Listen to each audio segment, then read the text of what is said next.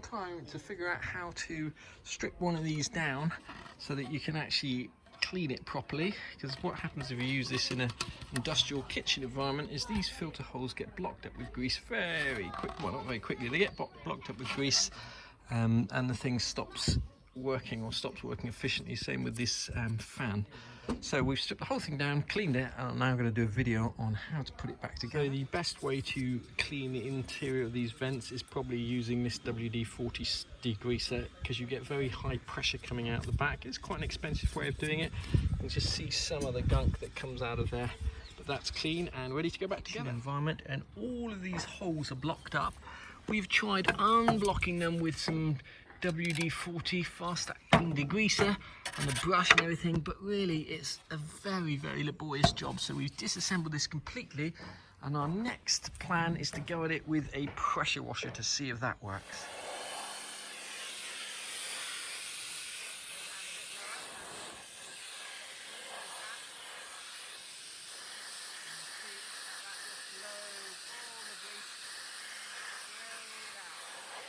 And we're going to start with the motor. This here slides on, and in order to do that, you just turn that screw on the back there. Put this back together, it slides off one way and on the other way. These velvet runners here basically held on with double-sided tape, and they may or may not come off. If they do, it'd be basically mean the sticker's gone, and you're going to have to either glue that back on or get yourself some more double-sided tape. There's two velvet runners on this piece, and there should be two on this piece here and here, like so. There's actually only one here. I don't know what happened to the other one. I think that was long gone. Evo stick contact adhesive on, and we'll glue those bits back down. Whilst that's gluing, we're going to put this back together. We'll start off by putting this piece of foam in. The flat side goes up, only fits in one way.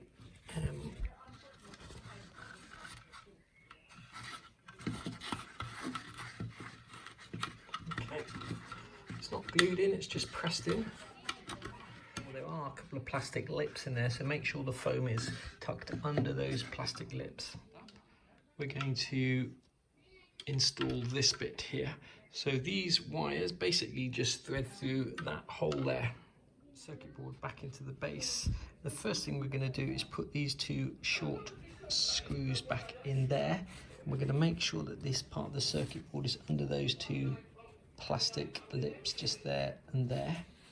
And then we're going to put the switch on and then insert it and clip it back into here. A bit fiddly to get this in, so I'll just poke that through the hole first, and then we're just going to move it in and clip it in place. Make sure both of these are flush, and then we can put the two screws back in here and screw this back onto the circuit board with the three screws here. The screws that screw the circuit board on are shorter than the screws that screw these bits on. It's lined up on the front here. The next thing we're going to do is slide that base back on there, and then take these wires and slide them through that hole. These wires all the way through, so that that black rubber fitting is through down for this circuit board. Make sure you put that bit of tape back over that fitting like so. We've got these three screws tightened down. Next, we've got to get these wires, make sure they're twisted, and put them behind these clips here, here, here, and plug the two plugs back into the circuit board. To open up this box here with the brown, yellow, orange, and blue wires, but there's no need to. Those wires are just joined, heat shrunk. You don't need to separate them or take them apart to take this thing to pieces. Into the center there, just clips in like that. Back together, we need to screw this plate back to there.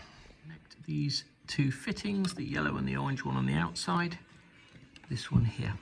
Things just clip straight in. That one pulls straight out. This one, when you come to take it out, has got a little lever on it here. You need to push down on the end here, like so, and it lifts a little clip up here. Don't just try and yank that one out. The yellow and the orange cable under that clip, just there. Base is screwed on to the white section with these thinner, longer black screws. In actual fact, this base was only held on with two screws one in here and one in here. So there are actually 4 screw holes, but as I say, this machine only had 2 screws connecting that base. Once you screwed that base on with either 2 screws there and there, or 4 if you've got them, it's time to bed this here back into here. And then this just clips on. Yeah. This should just clip in to there like that. And this whole section actually just clips on. It's not held on with any screws, just clips on.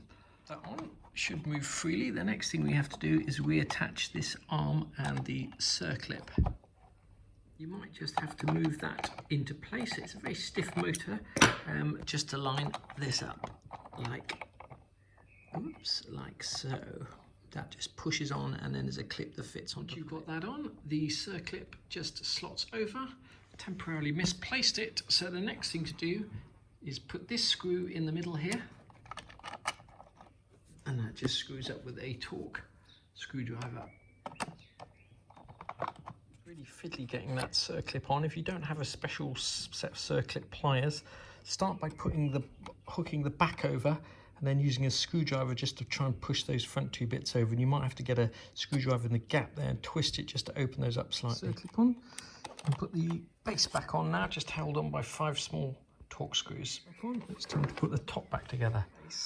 We need to actually drop this down. Now, we've actually cleaned this rubber here. It's slightly sticky, so when we push that down, what we don't want to happen is for this seal just to ride up like that. So what we're actually going to do is put some washing up liquid all around that just to lube that. Use some fairy washing up liquid. If you had grease to hand or some silicone lube or something like that, I'm sure that'll do the trick as well. Just the inside rim as well, just so that should slide down nice and easily. Now, when you do slide this down, make sure, where are we? Probably easy to see it from here. Make sure this wire is aligned down there. That little rubber fitting there. You can see that needs to go down that hole there. So make sure these wires are aligned up that way, and also that these, let's do it this way around, that these rubber legs here fit in those little holes in there. There's 3 little rubber legs. They've all got to be seated properly, dead easily. And now you've got enough slack in this wire to be able to line this up and clip it together and screw it together. Line this base up, it only lines up one way. If you've twisted it around the wrong way, twist it around the right way, and that will sit flush in there, and you'll reveal eventually 6 screws, and those are the little silver torque screws that go in there, those ones there. To get to the last 2 screws, you just slide the base or tilt the whole machine the other way, revealing the last 2 screws there and there. So there's 4 on one side, and there's 2 on the side where the switch is. The motor in, and the motor has got this thing here on my thumb is, and that's where the wires go in. So that's going to align with the wires first, and the wires go over the top like that.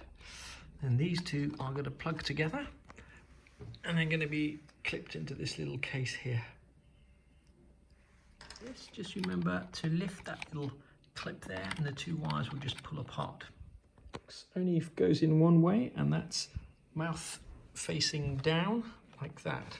That's pushed all the way in here. These wires are in that channel there, so that plastic lip is covering the wires. Next up, putting this piece on here, which is held on by 8 screws, 4 silver ones inside and 4 black ones on the outside. Once again, this piece here only goes in one way. You can see the little notch there where the wires go. Sorry, 8 screws tightened down. The last thing is this bit here, which is just held in by 1 screw there. The right way round, so that is sitting down like that. And then that just screws in with a thin black screw like that.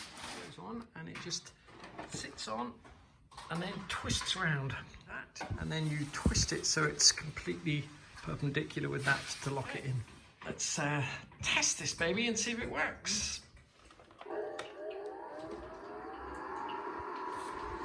Oh, look at that, cold air. Once that switch works, does this here still work there?